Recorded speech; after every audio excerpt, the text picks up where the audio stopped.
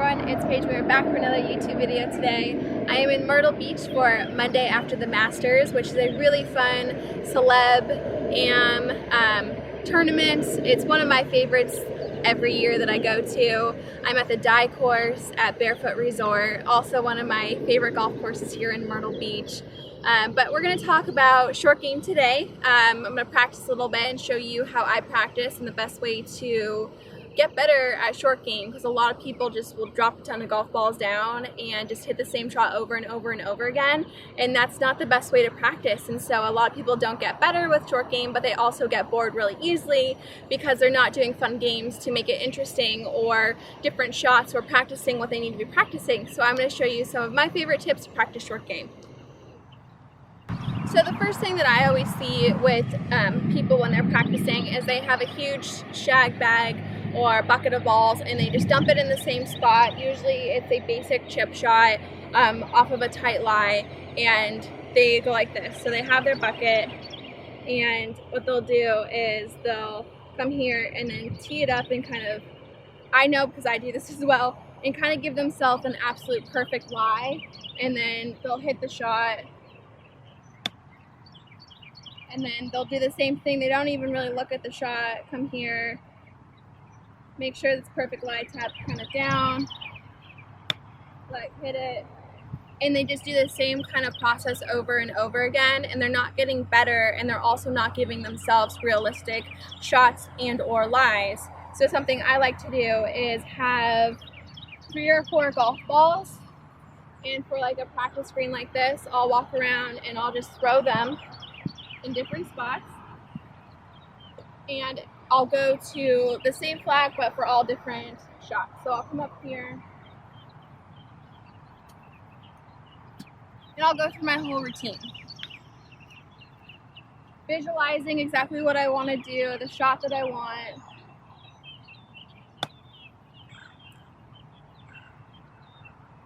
Okay, move on to the next one, and then you go over the same thing again. This way, when you're throwing them down, you're giving yourself the lie that you're going to get when you're out on the golf course. You're never going to get that perfect lie, and so a lot of people get very nervous around the greens, especially on very like tight lies or hard pan, because they don't practice that. They're always giving themselves some nice fluffy lie, and yeah, it's great to hit shots like that because you're going to hit great shots, but you want to get as close to what's on the course as possible. So again, you go through your routine, visualize,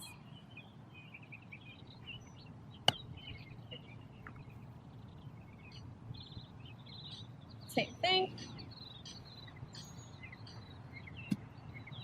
This little drill is great, especially in the rough, because rough lies are so unpredictable. So I'll show you exactly what I do for that.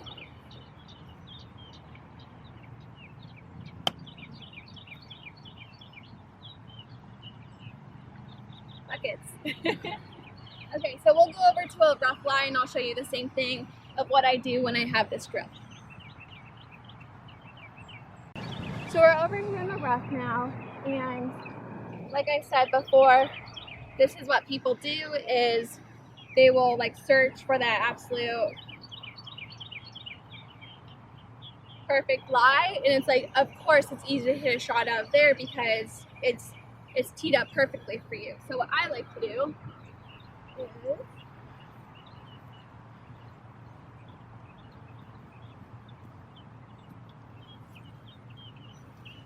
if I'm at a golf course, so I always like to look at the conditions first. And if it's a golf course with a lot of rough, I'll sometimes, even when I'm practicing, go up and tap the ball down just slightly so it's sitting down in the rough.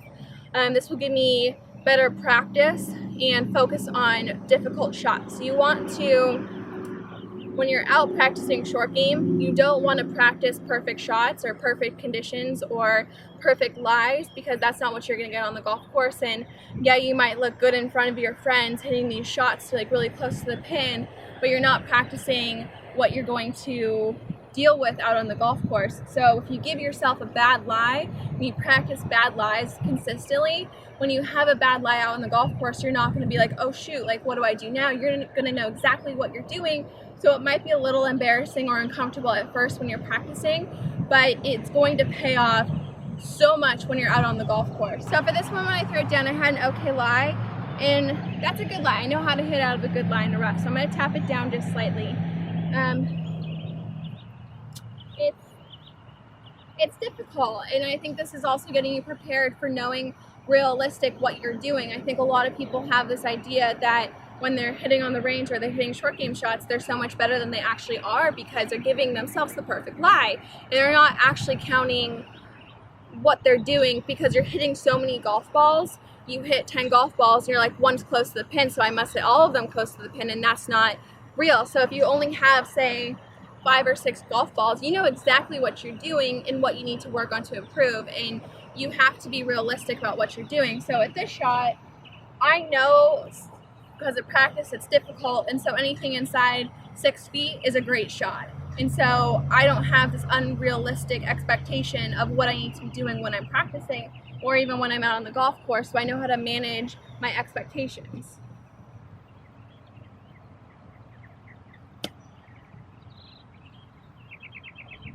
So again, horrible lie, not great result, but I'm practicing it. That's what I'm out here for. I'm practicing the shot.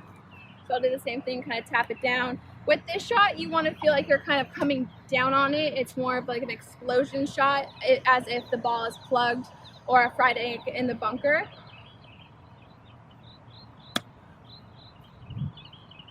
It's also unpredictable, like when it's coming out of thick rough.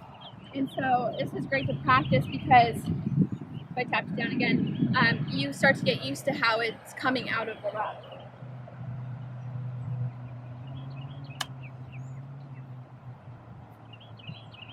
So that shot went to about 3 feet or so, and that's a great shot. And the shot after that, or before that, went to I think 4 or 5 feet.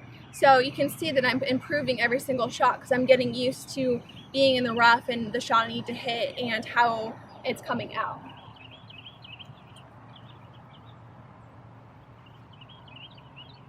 So these two, they're really bad, so I want you to come in and see exactly what I'm looking at right now. These shots are difficult because it has the rough all the way around it, so when you're hitting it, you're going to have this amount of grass between, a layer of grass in between the club face and the ball, and that's where the unpredictability comes out of hitting different shots. And so you don't really know exactly how it's going to turn out because every shot is different too. But that's where practice comes in and just getting used to it.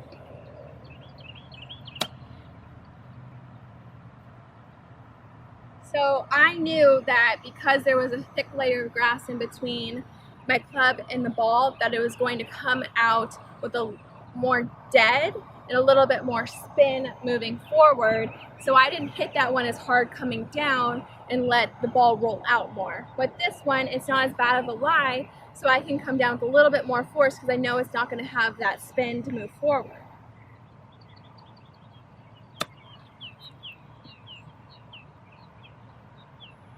So again, it's just coming to practice. Don't take more than, I would say, 6 golf balls because you really want to focus in on every single shot. If you have 20 golf balls, you're going to start to rush the process and just go through it as fast as possible because you don't want to be practicing. You practice with efficiency, so focus in exactly what you need to be doing. You don't need to spend a lot of time, but what you're doing, you need to give all your focus into that one shot. So like 3 to 6 balls is absolutely perfect, so you get to focus in on each one, see what it's doing, go through your routine, and mimic exactly what you're doing on here in the practice area on the course. So I'll give you a couple games that I like to do that help me keep my focus and keep my energy. Practicing short game it's difficult mentally to stay in it for that amount of time. Especially when you're grinding, you're really having to focus on each exact thing. Like you have to focus on the lie and the shot you have to hit and the green, and it can be a lot. So the first game is you get a partner and you play closest to the pin and you play match play. So all you need is one ball and a friend is my imaginary friend right now, and he will also just have a golf ball. What you do is you play match play with them. So first location is here. I chip at 2 feet, he chips to 1 feet. He is 1 up. We go and you pick a different location. But the trick is to go to each different location and pick different shots. It's great to practice, but it's also putting a little bit of pressure on yourself too, because obviously you don't want to lose to your buddy. So you have that pressure of like, okay, I want to win this hole, I'm going to put all my focus in. The next one is the hole out game.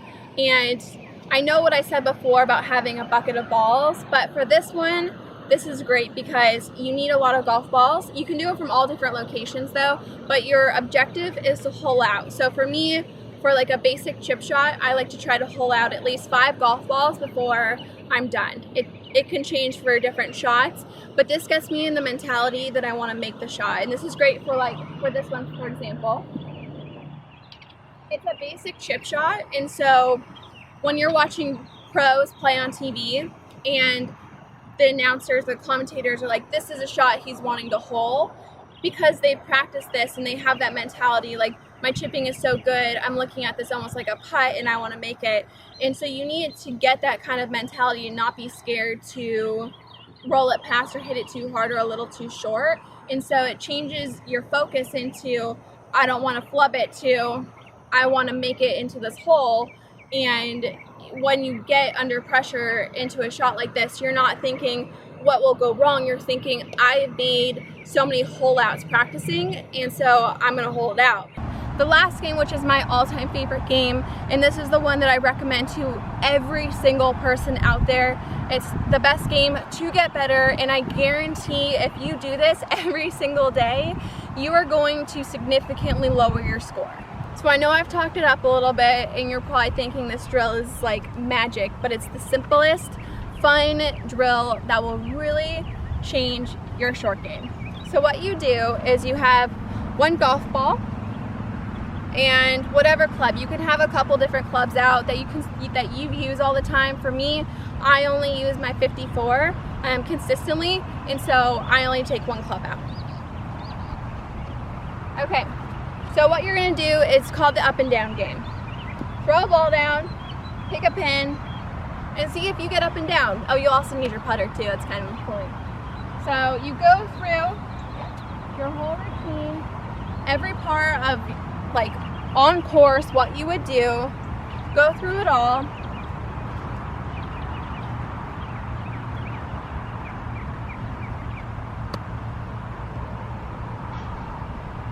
I hit a decent chip shot, not my best chip shot, but the great thing about this is that you have to make the putt. That's all that matters. So not only are you practicing your chipping, but you're also practicing your putting, and you're applying it to a real life situation that you'd face on the golf course.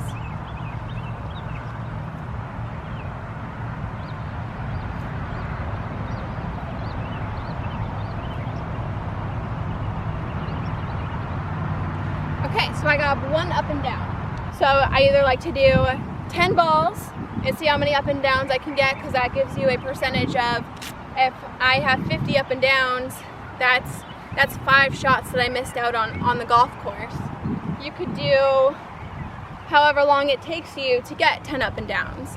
I think it really depends on your skill level and your level of motivation, because you could be out here for a long time if short game is something that you struggle with, but you're also practicing your putting and your chipping, so it's the best thing that you could be doing, in my humble opinion. Okay, so I'm gonna give myself a difficult shot here. Let's really challenge me. Okay, so we're gonna go 10.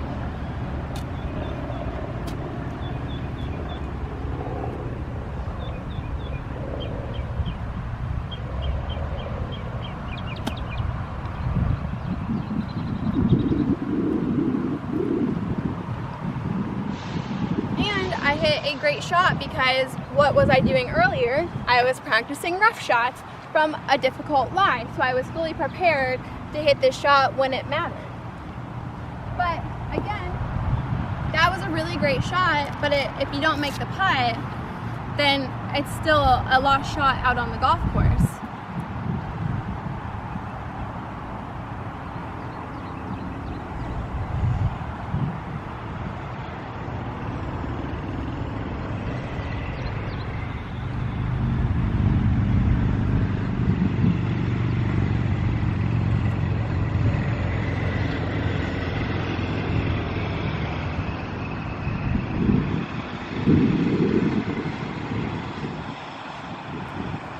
So obviously I missed it, and it depends on the game that you're doing. We got distractions, we have wind, we have hair flying everywhere, we have difficult shots. I'm really testing myself to the limit right now and trying to create the most realistic outdoor experience for me. But I missed that putt, which is okay. You're not gonna make every single putt, so it depends on the game you're doing. So if it's 10 up and downs, I made one, I missed one, I have 8 more to go.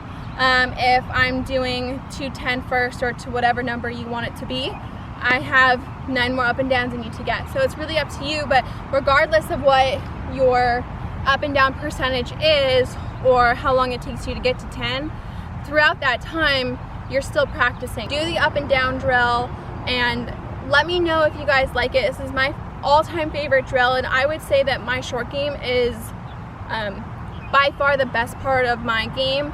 I'm a real scrambler, but I know I can always rely on my short game because I've done this drill forever. I mean, it's my all-time favorite drill, and so when I'm out there on the golf course and I'm faced with a shot that's difficult, I've practiced it before. I know I can get up and down. I have that confidence. It's because I've done it so much. And so get out there, practice your short game. It doesn't take that long. Quality over quantity. It's just taking a little bit more effort to do what you need to be doing, but it's going to pay off immensely. So up and down drill, hole out drill, play with your buddies, anything you want. Just get out there, practice short game.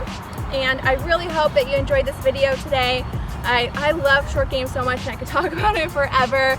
So comment down below what you want me to discuss next time. Maybe a short game, full swing, more course management.